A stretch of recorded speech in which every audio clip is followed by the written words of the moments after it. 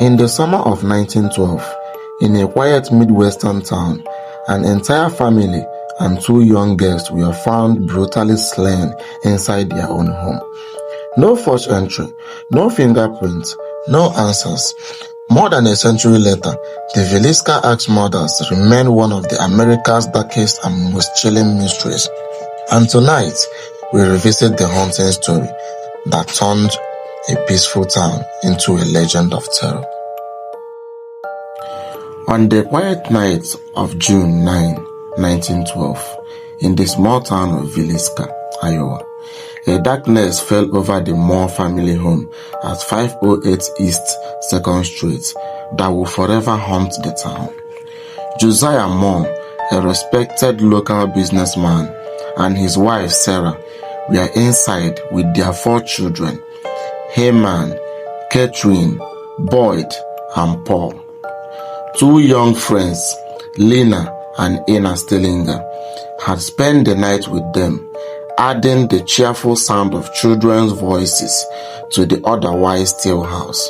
By all appearances, it was a peaceful evening in a sleepy Midwestern town.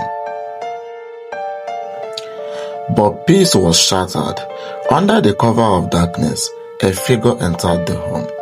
No one saw them, and no one would. The intruder moved silently, guided by an unfathomable intent.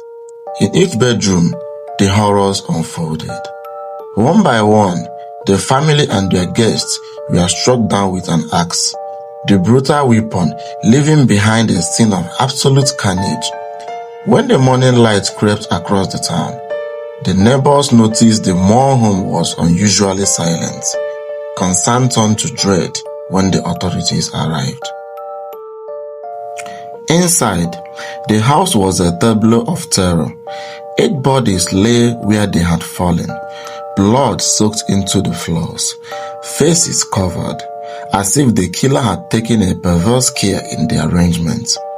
The axe, presumably the murder weapon, lay in the bedroom of the Moore children, its handle dark with blood. Nothing had been stolen. Nothing explained the unthinkable act. Whoever had committed this atrocity had left no trace, no fingerprints, no sign of forced entry, no clues beyond the ghastly aftermath. The investigation began immediately, sweeping through the small town. Neighbors were questioned, friends, business rivals, and wandering strangers became suspects. Frank Jones, a local man who had political and business conflict with Josiah Moore, emerged as a person of interest. Yet, despite suspicion, there was no evidence to tie him or anyone to the crime. Other leads, a drifter seen near town, transient workers passing through, proved equally fruitless. The case spiraled into frustration as police and townspeople grappled with the impossible. A family slaughtered in their own bed and no one to hold accountable. The story spread like wildfire. Newspapers sensationalized the murders, speculating about motives ranging from revenge to madness, even hinting at the supernatural. But behind the headlines, the families of the victim and the town itself were left with the unthinkable reality.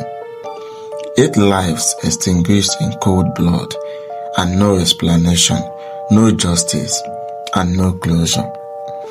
The Moore family's neighbors will forever recall that night with a shiver, the innocence of the town forever broken. Over the decades, the Moore home became more than a crime scene. It turned into a museum of tragedy, preserved as it had been the day of the murders occurred, with its dark wood floors and silent room whispering the echoes of that night. Paranormal enthusiasts claimed that the spirits of the victims lingered, restless and sorrowful, and the story of the Villisca Axe Murders became legend, a case study in fear, loss, and the unknowable darkness that can hide behind ordinary walls. To this day, The identity of the killers remain a mystery. Historians, authors, and true crime fans continue to debate, theorize, and revisit the scene, but the truth remains buried in the quiet town of Villisca. It is a story that chills not only because of the violence, but because it is entirely unsolved.